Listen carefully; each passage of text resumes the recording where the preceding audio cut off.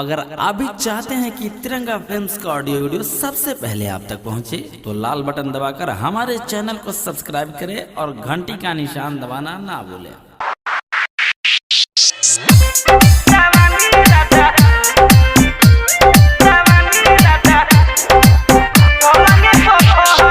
Music by DJ Umesh, music by DJ Umesh, music by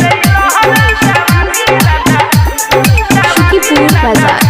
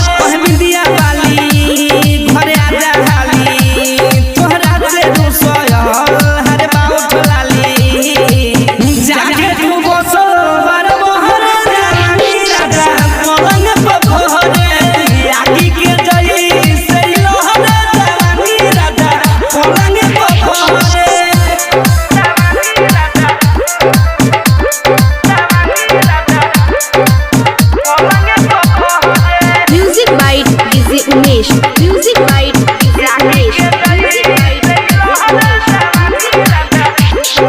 Shukipur बाजार।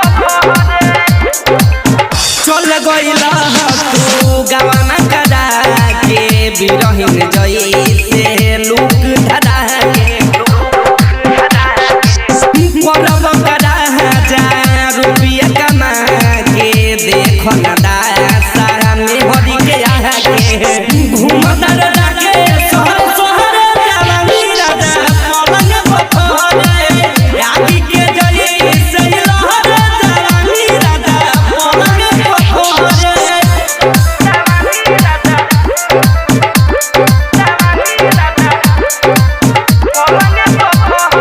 Music by DJ Umesh, music by DJ Umesh, music by Shukipur बाजार।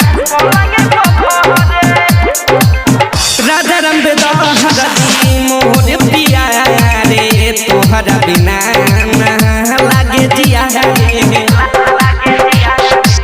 साथ तू धइल सोनू राज में के सारधा पुरइल महादेवन मोर दिल के सारा कसूर बाबे तोहरे जवानी राजा पलंग पखरे आगी के जई से लहरे जवानी राजा पलंग पखरे बिंदिया बाली घरे आजा हाली तोहरा से रोसर हरे बागन वाली कहे बिंदिया बाली घरे आजा हाली तोहरा से रोसर हरे बाउट लाली जाके तू बसल बर बहर जवानी राजा पलंग पखरे आगी के जई से लहरे जवानी राजा पलंग पखरे। म्यूजिक बाय तिरंगा फिल्म्स चकिया।